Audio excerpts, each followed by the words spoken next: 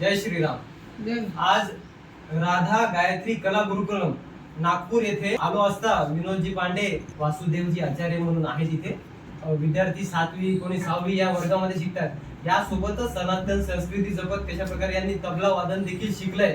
तर आता मला हे थोडंसं तबला वादन करून दाखवतील। 1 2 3 आरंभ करेल।